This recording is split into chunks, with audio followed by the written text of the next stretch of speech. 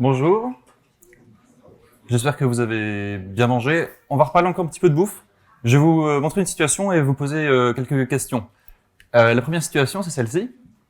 Vous êtes avec des amis, vous mangez, il y a du jus de pomme et du 4 quarts. Tout est très bon.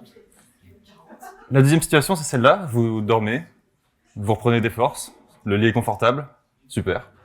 La caractéristique commune ici, c'est celle de plaisir. Vous ressentez du plaisir dans ces situations. Maintenant, je vais vous poser une question. Qui voudrait vivre ces situations? Levez la main si vous voulez vivre une situation de plaisir. Ok. Levez la main si vous voulez éviter le plaisir. Ok. 100% des gens veulent du plaisir. Ouais. Nouvelle situation. Vous êtes dans la rue, vous tombez, vous vous faites mal.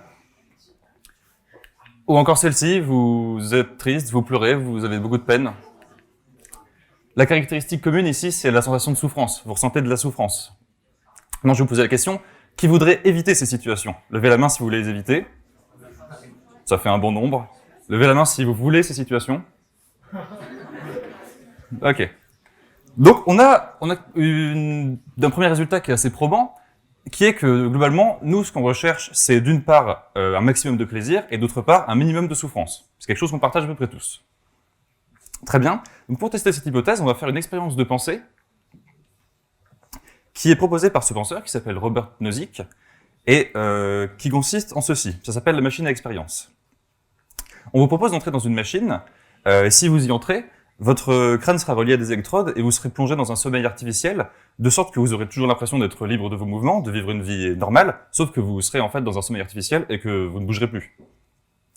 La caractéristique principale de votre vie dans la machine, c'est que vous aurez toujours le maximum de plaisir et le minimum de souffrance. Et ce, à vie. Une fois que vous entrez dans la machine, c'est définitif. Munis de ces informations, je vais vous poser une question. Qui souhaite entrer dans la machine? Levez la main si vous voulez entrer dans la machine. Levez la main si vous ne voulez pas entrer dans la machine. Ok, donc on a quand même une grosse proportion de gens qui ne veulent pas entrer dans la machine. Et là, en fait, on a un problème. Parce que si vous ne voulez pas entrer dans la machine, vous êtes dans une contradiction. Vous ne savez pas ce que vous voulez. Parce que, pourquoi on a une contradiction? D'un côté, on a vu qu'on voulait tous rechercher le plaisir dans la vie, et de l'autre, quand on vous propose le plaisir maximal, vous le refusez. Donc, il y a un gros problème, et on va le résoudre ensemble. Pourquoi, ici, il y a une contradiction? Pour résoudre cette question, ce qu'on va faire en premier, c'est on va chercher pourquoi il faut comprendre cette contradiction. En effet, là on a une contradiction, c'est le petit signe ici, parce que c'est une forme qui est impossible, ce sera pour la contradiction, et vous êtes entré dans la contradiction parce que vous étiez dans un état d'ignorance, mais c'est normal, ne vous inquiétez pas. Et ce qu'on va faire, c'est transformer cette ignorance en un savoir. Et comme ça, le bénéfice de cet exposé, normalement, ce serait que vous pourriez ensuite faire des choix de manière clairvoyante, en sachant pourquoi vous choisissez, et ne pas tomber dans la contradiction comme maintenant. Et maintenant, on sait comment résoudre la contradiction, puisqu'on sait que c'est quelque chose qui est à l'intérieur de nous, au niveau de nos choix. Il va falloir recueillir vos raisons de ne pas entrer dans la machine et les analyser. Donc c'est ce qu'on va faire. Je vais vous poser la question, pourquoi vous n'avez pas voulu entrer dans la machine? Levez la main si vous voulez me donner des raisons de ne pas entrer dans la machine. Oui? Tu te sens très bien comme ça. Ok. D'autres raisons? Oui. C'est artificiel, ok. C'est pas quelque chose de naturel. Oui, si. La souffrance fait partie de la vie, c'est vrai. Oui, au fond. On n'est pas sûr. On est à peu près sûr. On sait qu'on aura vraiment le plaisir maximum. Oui.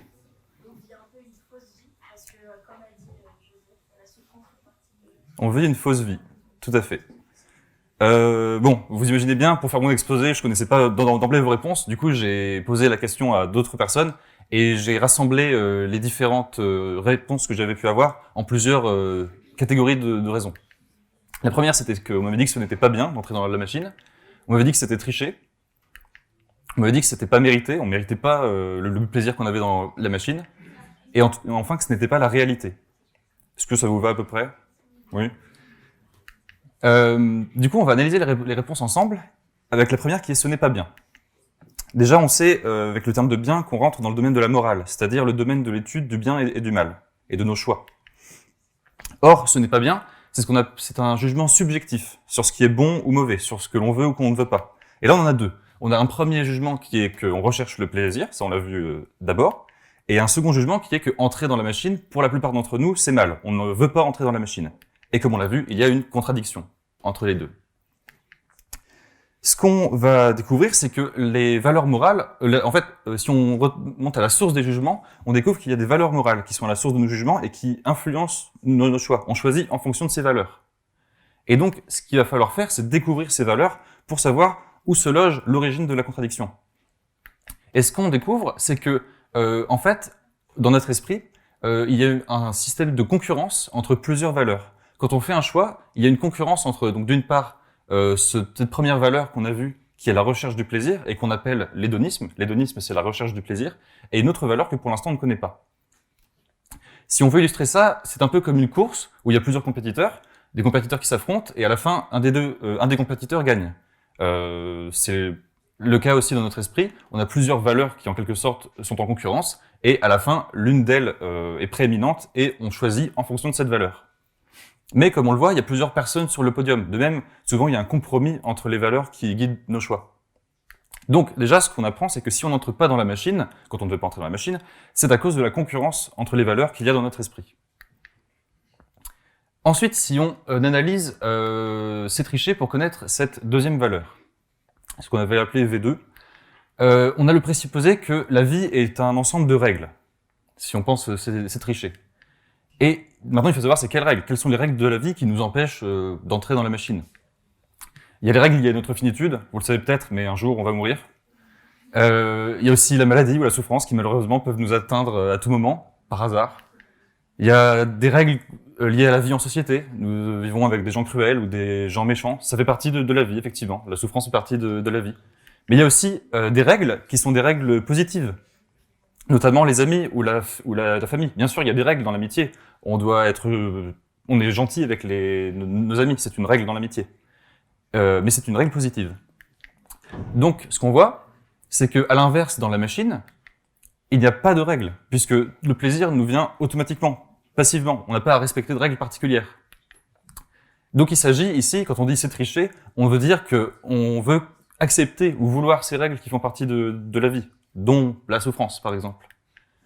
Et ici, donc, la valeur qui nous empêche d'entrer dans la machine, c'est ce qu'on pourrait appeler l'honnêteté, ou le fair play, le désir de respecter les règles, de jouer selon les règles. Et si on fait un compromis entre, d'une part, l'honnêteté qu'on vient de voir et l'hédonisme, qui est la recherche du plaisir qu'on avait vu en première partie d'exposé, il s'agit donc de rechercher un plaisir qui soit actif, qui soit honnête, de rechercher le plaisir en surmontant les obstacles que la vie pose devant nous.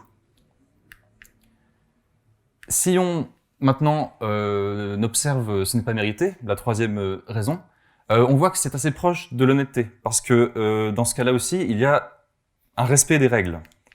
Mais il y a une différence dans le sens où l'honnêteté consiste en respecter des valeurs, respecter des règles en soi, qui ont des valeurs en soi, alors que dans le mérite, on respecte des règles comme valeur d'échange. C'est pas très clair, je m'explique. Vous êtes entre des amis, vous êtes dans l'amitié, on voit que les relations amicales, on les a pour elles-mêmes. L'amitié, on ne recherche pas autre chose dans l'amitié que l'amitié. Pourtant, il y a des règles. Alors que le travail, personne ne travaille pour travailler. Si on travaille, c'est contre un salaire, ou pour autre chose, mais on ne travaille pas juste pour travailler, on ne s'épuise pas pour rien. Donc, il y a une valeur d'échange ici. On travaille contre autre chose. Donc, ce qu'on voit ici, c'est que la valeur 2 qui nous empêche d'entrer dans la machine, c'est le mérite. Le mérite, c'est en quelque sorte faire un effort pour respecter les règles et on veut obtenir quelque chose en échange. Dans la machine, à l'inverse, on voit bien que si on entre dans la machine, on aura du plaisir sans effort. On n'aura aucun effort à fournir. Donc, pas de mérite. Et si on fait un compromis entre notre recherche du plaisir, notre hédonisme et le mérite, il s'agit de rechercher un plaisir qui soit mérité, contre un effort.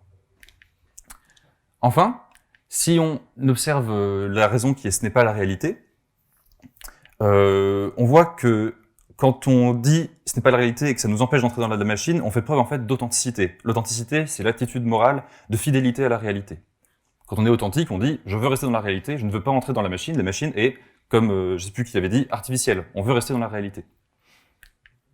Donc ici, la valeur 2 qui nous empêche d'entrer dans la machine, c'est l'authenticité, c'est la recherche du sens. Quand on est dans la réalité, on cherche un sens profond à notre existence. Et il est évident que, donc déjà, d'une part, si on fait un compromis entre l'hédonisme, la recherche du plaisir, et cette valeur 2 qui est l'authenticité, on va rechercher un plaisir authentique, qui soit compatible avec la recherche d'un sens dans notre existence. Et là, dans la machine, évidemment, s'il y a un sens de la vie, on ne pourra pas le trouver, puisqu'on n'est plus dans la réalité.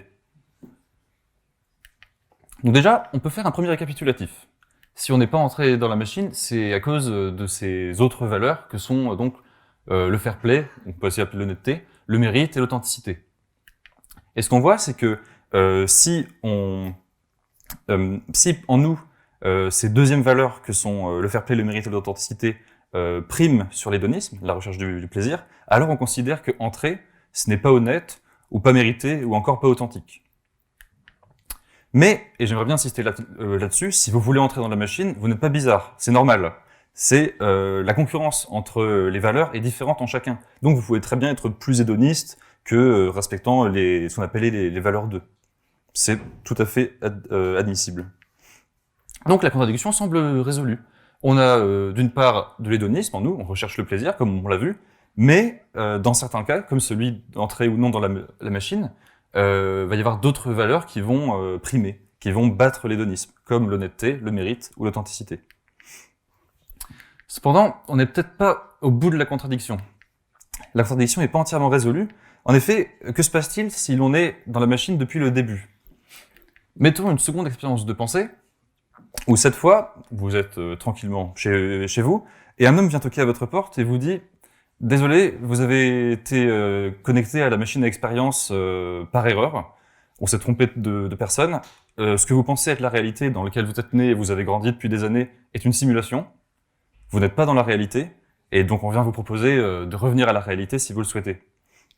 Est-ce que dans ces cas-là, vous voulez sortir de la simulation? Levez la main si vous voulez sortir de la simulation. Pas sûr? Je vous laisse le temps. Ok. Levez la main si vous voulez pas sortir de la simulation. Et il y a un problème, hein, parce que à peu près 50-50. Ce qu'on voit, c'est que déjà, si vous voulez sortir de la simulation, vous voulez retourner à une vie qui est réelle, mais qui est inconnue. Vous ne savez pas à quoi ça correspond. En revanche, si vous voulez rester dans la simulation, vous restez dans ce qui est connu. Et ce qu'on voit, le petit problème que ça pose, c'est que dans ces cas-là, ceux qui veulent rester dans la simulation, pour vous, l'authenticité et les autres valeurs qu'on a vues ne sont peut-être pas si importantes. Peut-être que vivre dans la réalité, c'est pas si grave. Peut-être que vivre dans l'artificiel, ça va. Donc, on a un problème qui n'est pas tout à fait résolu. Et pour l'approfondir encore un peu, je vais vous proposer un scénario négatif. Cette fois-ci, l'homme vous dit non seulement vous n'êtes pas dans la réalité, mais dans la réalité, vous êtes un prisonnier dans une prison de haute sécurité, vous êtes détesté par tous. Dans ces cas-là, est-ce que vous voudriez sortir de la simulation pour entrer dans cette réalité où vous êtes prisonnier? Levez la main si vous voulez sortir de la simulation. Levez la main si vous voulez rester dans la simulation. Donc là, on a vraiment beaucoup de gens qui veulent rester dans la simulation, donc pas dans la réalité. Je vais vous proposer un scénario positif cette fois-ci, pour voir un peu ce que ça change. On vous apprend que dans la réalité, vous êtes un homme très riche, ou une femme, évidemment, très apprécié par ses pairs, vous êtes très respecté. Est-ce que dans ces cas-là, vous sortez de la simulation? Levez la main si vous sortez de la simulation, pour entrer dans cette réalité où vous êtes riche. Et levez la main si vous voulez rester dans la simulation. Donc là, j'ai l'impression que c'est un peu mitigé. Oui. Dans la simulation, c'est vraiment la machine d'expérience. Il y a du plaisir. Vous êtes dans le maximum de plaisir et le minimum de souffrance. Est-ce que je repose au cas où? C'est bien? Donc, vous avez ces scénarios. Et on a donc un assez gros problème, c'est que ici, il semblerait que ce qu'on avait appelé les valeurs 2, l'honnêteté, le mérite et l'authenticité, ne sont pas si importantes et passent même après l'hédonisme.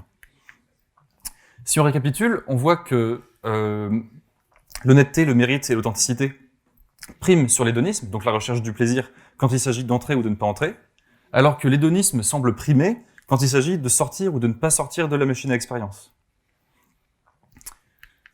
Et il y a peut-être une solution qui est proposée par cet homme qui s'appelle Felipe de Brigard, qui est une hypothèse, selon lui, on a tous dans notre esprit un goût du statu quo.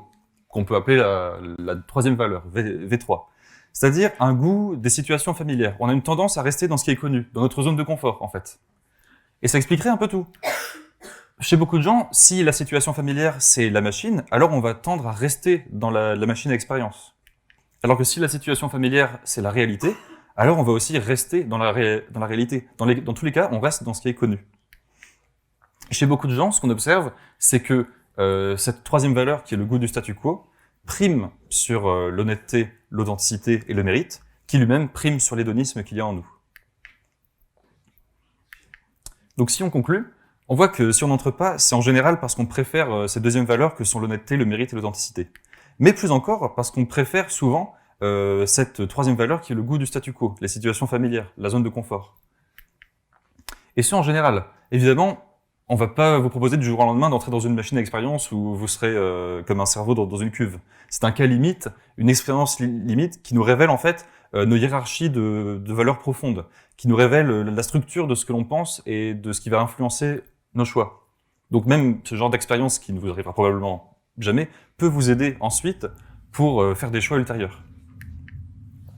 Et je crois que si on récapitule, donc notre question c'était pourquoi y a-t-il une contradiction ?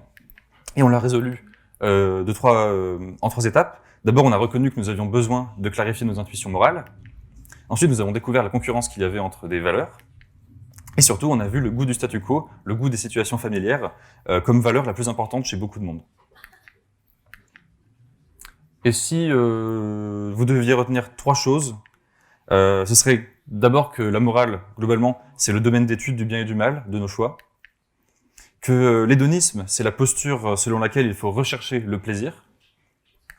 Et enfin, que le goût du statu quo, qui est rarement connu, est une tendance morale qui est pourtant en nous souvent dominante. Merci.